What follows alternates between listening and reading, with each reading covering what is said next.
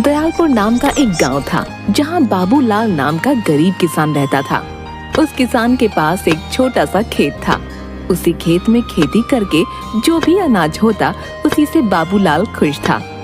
उसकी बीवी निर्मला घर में एक गाय की देखभाल में लगी रहती और उसके दूध से भी कुछ खर्चे निकल जाया करते थे। कई बार फसल अच्छी नहीं होती थी। आज खेत में जाना जरूरी है, खेत भी सूखता जा रहा है। कुछ समझ नहीं आता है निर्मला। आप खेत में दिन रात मेहनत करते हो लेकिन फिर भी फसल अच्छी नहीं होती। भगवान भी पता नहीं कब तक हमारी परीक्षा लेंगे। शुक्र है ये गाय है, नहीं तो अपने घर में खाने को कुछ नहीं होता। देखो जी, हम इसी दूध के व्यापार को बढ़ा लेते हैं जिससे कुछ तो पैसे आएंगे घर चलाने को। बोल तुम सही रही हो, मगर खेतों को भी नहीं छोड़ सकते हैं। कभी न कभी बारिश होगी जिससे खेतों में नमी आ जाएगी और फसल अच्छी होगी। क्या करें समझ नहीं आता। मैं इस गरीबी से तंग आ गई हूँ। अब माँ जी की दवाई के खर्चे भी मुश्किल से निकल पा रहे हैं। तुम फिक्र मत करो निर्मला, भगवान के घर देर है अंधेर नहीं। खेत में कुछ काम बाकी बचा है, मैं निपटा कर आता हूँ। तुम माँ और बच्चों का ध्यान रखना। अच्छा जी ठीक है। बाबूलाल घर से निकलकर सीधा खेतों की तरफ जा रहा था। रास्ते में महान पंडित मिले और उससे बोले, आज शुभ दिन आया है, तेरे समय ने तुझे बुलाया है। जिस घड़ी का तुझे इंतजार था वो तेरे निकट चला आया है। बाबूलाल को थोड़ा अजीब सा लगा। ये क्या बोल रहे हैं पंडित जी? मगर गांव में सबको पता है ये बहुत ही महान पंडित है। इनका कहा कभी खाली नहीं जाता है। प्रणाम पंडित जी। आज कहाँ को चल दिए और क्या बोलते हुए जा रहे हो? वैसे तो रोज चुपचाप चले जाते हो, आज गाना गा रहे हो? कि पंडित बाबूलाल को बस देखे ही जा रहा था और बस वही बोलता जा रहा था। आज शुभ दिन आया है, तेरे समय ने तुझे बुलाया है। जिस घड़ी का तुझे इंतजार था वो तेरे निकट चला आया है। अच्छा पंडित जी, चलता हूँ।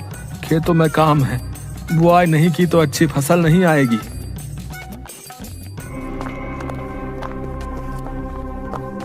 इतना बोलकर बाबूलाल खेत में पहुंच गया और जाकर खेतों को खोदने लगा। आधा खेत हो गया था। पूरा खेत खोदते हुए उसका फावड़ा किसी कठोर चीज से टकराया। ये क्या चीज है जिससे ये आवाज आई है? पूरा खोद कर देखना पड़ेगा। बाबूलाल तेजी से खोदने लगा और वहां खोदने के बाद उसे एक भगोना मिला। ये क्या भगोना? ये भी कोई जमीन में गाड़ता है क्या? कल तक तो यहाँ कुछ नहीं था। खैर छोड़ो, अब मेरे खेत में मिला है तो मेरा हुआ। चलो घर ले जाता हूँ इसे। बाबूलाल पूरा खेत जोतकर भगोना लेकर अपने घर चल दिया और अपनी पत्नी से बोला, देखो क्या मिला आज खेत में मुझे। लगता है कोई इसको कल रात को ही गाड़ कर गया है। बताओ तो, ये भी कोई खेतों में गाड़ते हैं? चलो अच्छा है, किसी काम तो आएगा। कितना अच्छा होता ना कि कहानियों की तरह सोने से भरा हुआ घड़ा मिलता आपको। अच्छा जी, सपने देखना छोड़कर इस भगोने को साफ कर लेना, दूध निकालने के काम आएगा। तुम्हारे दूसरा बर्तन नहीं लेना पड़ेगा। हाँ ठीक है, कर लूंगी साफ बाद में। अभी माँ जी को खाना देना है। बाबूलाल ने भगोने को नीचे रखा और अपने घर के काम में लग गया। रोज के सारे काम सामान्य तरह से चल रहे थे। सब सो गए और अगले दिन सुबह उठे और अपने काम में लगे। निर्मला दूध निकालने के लिए गाय के पास गई। सुनो निर्मला, दूध के लिए जो भगोना लाया था तुम दूध उसमें ही रखो, बहुत बड़ा है वो। अंदर रखा हुआ है, तनिक लेकर आइएगा।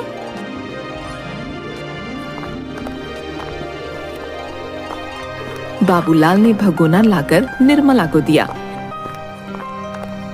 और निर्मला ने सारा दूध उसी में निकाल कर डाला और जैसे वो भगोने को उठाने लगी, गाय ने उसे तेजी से लात मार दी और निर्मला वहीं गिर गई। हे राम, क्या हो गया? कोई है? रिंपू के पापा कहाँ गए? बाबूलाल दौड़ता हुआ आया और निर्मला से पूछने लगा, क्या हुआ? कैसे चोट लग गई और तुम गिरी कैसे? देखो ना, इस गाय ने आज मुझे लात मार दिया। मैंने पहले ही कहा था तुम निकाला करो दूध, ये मुझे पसंद नहीं करती है। ठीक है, आराम से उठो। बाबूलाल ने निर्मला को उठाया और आराम से खटिया पर बैठा दिया और भगोने को उठाकर रख दिया। अरे सुनो, इस दूध के भगोने को सही जगह रख दो, नहीं तो मेहनत खराब हो जाएगी। बाबूलाल ने सुना नहीं और गाय के पास काम करने लगा और गाना गाकर गाय को सुनाने लगा, क्योंकि उसकी गाय उसका गाना बहुत अच्छे से सुनती थी। दयालपुर का वासी हूँ, बाबूलाल है नाम, सीधी साधी बोली मारी, सीधा सा है काम। दयालपुर का वासी हूँ, बाबूलाल है नाम, सीधी साधी बोली मारी, सीधा सा है काम।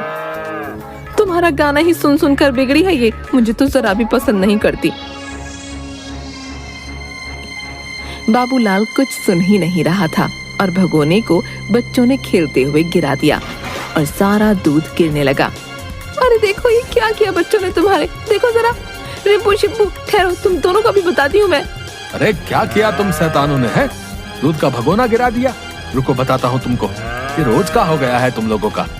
अरे उनको छोड़ो, उधर देखो क्या हो रहा है भगोने में। दोनों भगोने की तरफ ध्यान से देखने लगे। उसमें से दूध खत्म होने का नाम ही नहीं ले रहा था और पूरे घर आंगन में और गाय के नीचे तक बस दूध ही दूध फैलता जा रहा था। सुनो जी, ये क्या हो रहा है? इतना दूध कहाँ से आ रहा है? मैं भी यही देख रहा हूँ, ये क्या अजीब सा देखने को मिल रहा है। ये किसी जादू से कम नहीं है निर्मला। बाबूलाल ने पूरा हाथ उस भगोने में डालकर देखा, मगर अंदर ऐसा कुछ नहीं था जिससे कि दूध के आने का पता चलता। अंदर तो कुछ ऐसा नहीं है, फिर ये दूध कहाँ से आ रहा है? निर्मला खुशी से फूली नहीं समा रही थी, क्योंकि उसको लग गया था कि ये कोई मामूली भगोना नहीं, जादुई है। सुनो, हम तो अमीर हो गए आज इसको पाकर। अरे तू पागल हो गई है क्या? पहले जो दिख रहा है उसको संभालने दे, फिर अपनी बात बताना। बाबूलाल ने धीरे धीरे घर के सारे बर्तन भर दिए, मगर फिर भी दूध खत्म नहीं हुआ। फिर उसने गुस्से में भगोने को उल्टा पटक दिया तो दूध बहना बंद हो गया। तब उसे जाकर राहत की सांस आई। निर्मला, ये तो सच में जादुई भगोना है। देखो, सारे बर्तन भर गए हैं। अब इतने सारे दूध का हम क्या करेंगे? क्या करेंगे? हाँ, इसको पूरे गांव में बेचेंगे और गांव के बाहर भी। तुम्हारा दिमाग खराब है क्या? इतना दूध अचानक से कहाँ बेच पाएंगे हम लोग? अरे अब हम माला माल हो जाएंगे, दूध के सारे सामान बनाएंगे, दही, पनीर, खोया, सब कुछ। अब हर घर में हमारे दूध से बने ही सामान होंगे। बाबूलाल और निर्मला की सूझबूझ से यही हुआ। दोनों उस भगोने से दूध और उससे जुड़ी चीजें बनाने लगे और नगर नगर जाकर बेचना शुरू कर दिया। एक दिन, अगर दोनों जाएंगे तो सामान बनाना मुश्किल हो जाएगा, हमें अपने साथ किसी को जोड़ना पड़ेगा। ठीक है, मगर भरोसेमंद आदमी का मिलना मुश्किल है। मैं किसी को बुलाती हूँ, मगर बड़ा सावधान रहना पड़ेगा, उसके सामने भगोने का राज न खुले। गांव के कुछ लोगों को भी उसने अपने साथ रख लिया और अपना व्यापार बढ़ा लिया और देखते ही देखते उनके पास अपना खुद का घर और नौकर चाकर भी हो गए। वहीं दूसरी तरफ उसका बड़ा भाई रहता था, जो पहले से ही अमीर था। अपने भाई को बढ़ता देख उसे जलन होने लगी। देखो, कहाँ इनको रोटी तक नहीं मिलती थी, आज ये मेरे से ऊपर उठ रहा है। सही कहा जीजा जी, ये गरीब भिखारी लगता था, लेकिन अब तो ठाट बाट देखो, आपके सामने है सब कुछ। पता करो फिर, किस बात का इंतजार है? आखिर ये ऐसा क्या कर रहा है? आप चिंता मत कीजिए, मैं इसका पता लगा लूंगा। आखिर माजरा क्या है? लगाना ही पड़ेगा। तुमको फोकट का नहीं पालता हूं मैं। तुम मेरी बीवी के भाई ना होते तो रास्ते में कहीं भिखारी ही होते। रमेश ऐसा सुनकर घर से बाहर आ गया और अपने दो दोस्तों के साथ। यार, ये जीजा है ना, जब देखो कुछ ना कुछ बोलता ही रहता है। मुझे पहले तो उसका कुछ करना पड़ेगा। देखो, एक काम करते हैं, तेरे जीजा को ही गायब करवा देते हैं।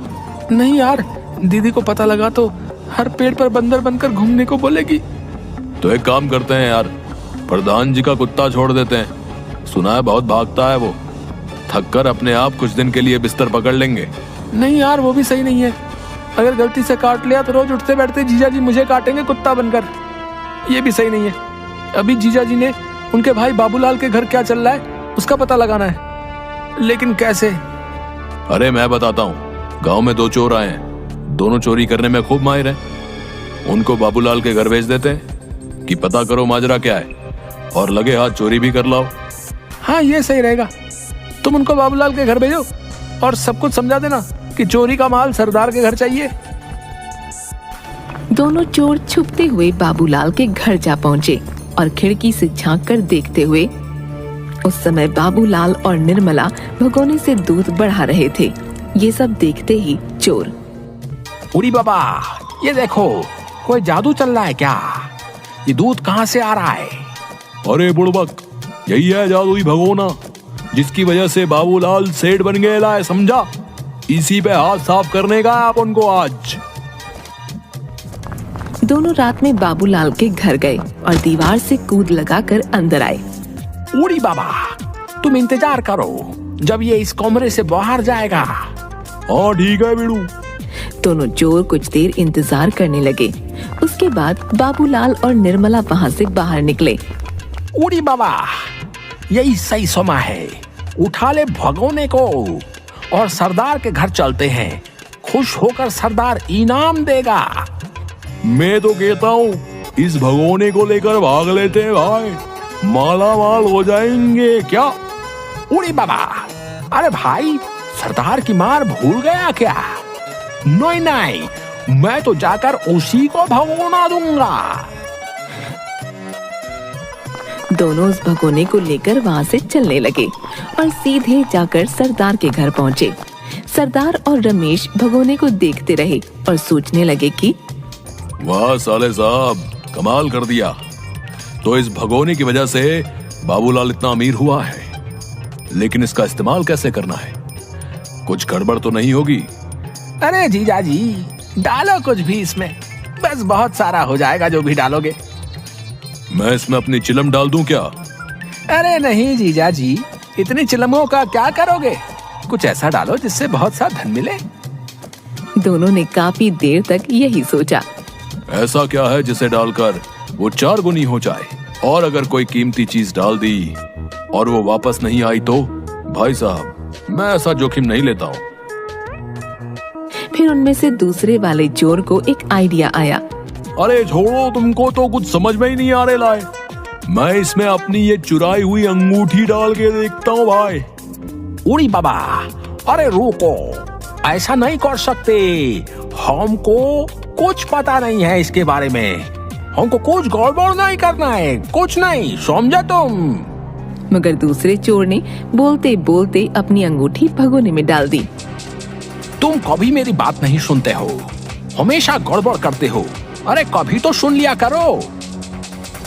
अरे तुम चिल्लाना छोड़ो, ये देखो भगोने में क्या हो रहा है। ये क्या, इतनी सारी अंगूठियां कहाँ से आ रही हैं? अरे ये क्या हो गया, इतनी सारी अंगूठी? सब लोग उस भगोने का जादू देख चकित रह गए, क्योंकि वो भगोने का जादू एक बार चलने पर बंद ही नहीं होता था। दूसरा चोर घबराता हुआ बोला, यार सच बताओ, तो ये सोने का नहीं है, मुझे कहीं मिली थी, मैंने तो बस इसे ही डाल दिया। अरे मैं इस कमरे में फंस गया हूँ, अंगूठियों को रोको, मुझे बचाओ, इस भगोने के जादू को रोको, बचाओ। देखते ही देखती अंगूठी पूरे घर में भर गई। वो दोनों चोर और सरदार उसी के नीचे दब गए और निकल नहीं पाए। मगर रमेश ये जादू देखते ही घर से निकल गया था। अपने लालच के चलते ही इनके साथ इस भगोने ने उनको अच्छा सबक सिखा दिया।